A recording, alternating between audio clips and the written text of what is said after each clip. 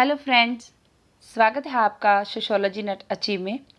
Friends, आज हम करेंगे राधा कमल मुखर्जी के इम्पॉर्टेंट पॉइंट्स जो एग्ज़ाम में जाने से पहले एक बार अगर आप इसको रिवीजन के तौर पे देखेंगे तो हेल्पफुल होंगे। अगर आपने मेरे चैनल को सब्सक्राइब नहीं किया तो चैनल को सब्सक्राइब कर लें और बेल आइकन का बटन भी ज़रूर दबाएँ ताकि जब भी वीडियो अपलोड करूँ आपको नोटिफिकेशन मिल जाए। राधा कमल मुखर्जी का जन्म 1889 में और 1960 तक का इनका टाइम पीरियड है। ये बंगाल के मुर्शिदाबाद ज़िले के बहरामपुर में बंगाली ब्राह्मण परिवार में इनका जन्म हुआ। इनके ऊपर तत्कालीन सामाजिक, सांस्कृतिक और बौद्धिक पुनर्जागरण का काफ़ी प्रभाव रहा है। इनके ऊपर ग्रेट इन्फ्लुएंस रहा किसका? सोशियो कल्चर और इंटेलेक्चुअल रेनेसांस का। ठीक है। 1905 में वे स्वदेशी आंदोलन के साथ जुड़ गए और 1921 में लखनऊ विश्वविद्यालय के ये प्रथम अध्यक्ष बने। ये इम्पॉर्टेंट लाइन है, इसको आप ज़रूर अच्छे से लर्न कर लें क्योंकि ये बहुत बार एग्ज़ाम में पूछा जाता है। ये 1921 में लखनऊ विश्वविद्यालय के प्रथम अध्यक्ष बने, समाजशास्त्र और अर्थशास्त्र विभाग के। सामाजिक परिस्थितिकी, ये पुस्तक, इसके ऊपर इन्होंने पुस्तक लिखी है 1945 में। इसमें उन्होंने ये बताने की कोशिश की है, इस बात पे जोर दिया कि परिस्थितिकी और आर्थिक विकास के बीच में संतुलन होना बहुत आवश्यक है। उन्होंने जो अप्रोच अपनाई, इंटरडिसिप्लिनरी और ट्रांसडिसिप्लिनरी अप्रोच का यूज़ किया है।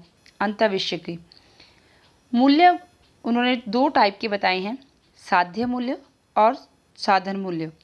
साध्य मूल्य वह मूल्य होते हैं जो हमारा लक्ष्य होता है, जिसको हम पाना चाहते हैं और जिसे पाकर हमें एक सेटिस्फैक्शन होती है। जैसे आप नेट जेआरएफ पाना चाहते हैं, वो एक साध्य मूल्य है। और साधन मूल्य है जिस साधन के द्वारा उस मूल्य की प्राप्ति की जा रही है, जिन तरीकों को अपनाया जा रहा है उसको साधन मूल्य कहते हैं। और इसकी हायरार्की बताई है उन्होंने, हायरार्की ऑफ वैल्यूज़। 3 टाइप के इसके डायमेंशन बताए हैं। एक है जैविक, सामाजिक, आध्यात्मिक, बायोलॉजिकल और सोशल और स्पिरिचुअल। प्रौढ़ शिक्षा, अडल्ट एजुकेशन, उन्होंने अडल्ट एजुकेशन पे जोर दिया था। ये सब जब उन्होंने स्वदेशी आंदोलन को अपनाया था तो अडल्ट एजुकेशन के थ्रू ही वो इस आंदोलन में शामिल हुए थे। भारतीय सभ्यता, उनका कहना है कि जो भारतीय सभ्यता है वो मनुष्य ने ही बनाई है, धीरे धीरे उसका विकास हुआ है, तो मनुष्य ही भारतीय सभ्यता को बनाने के लिए योगदान है मनुष्य का। नेक्स्ट इन्होंने काम किया है शहरी अध्ययन, अर्बन स्टडीज़। इनका कहना है कि हमें गांव की कीमत पे शहरी विकास पे रोक लगानी चाहिए। अग्रेरियन स्टडी पे काम किया है। कृषि में इन्होंने विविधता बताई है, डिफरेंट टाइप की। और क्रॉप साइकिल, इन्होंने एक टर्म दी है, क्रॉप साइकिल। जो क्रॉप साइकिल है उसमें इन्होंने ये बताने की कोशिश की है कि वनों की कटाई से जो होने वाले खतरे हैं उसके बारे में चर्चा की है। क्षेत्रीय अध्ययन, रीजनल स्टडीज़, इसमें मानव जीवन को समझने के लिए उसकी संस्कृति के संदर्भ में समझना चाहिए। क्षेत्रीय अध्ययन, क्षेत्र के आधार पे उसका अध्ययन करना चाहिए। कुछ इंपॉर्टेंट बुक्स और उनके वर्क हैं वो हम देख लेते हैं।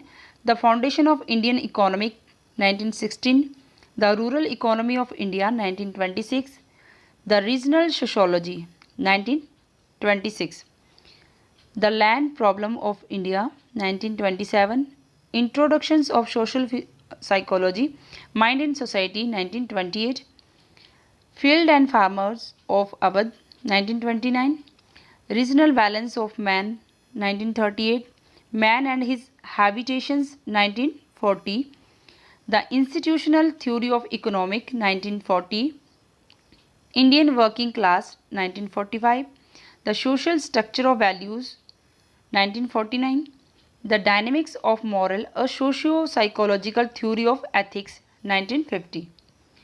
So friends, thanks and do like and subscribe my channel.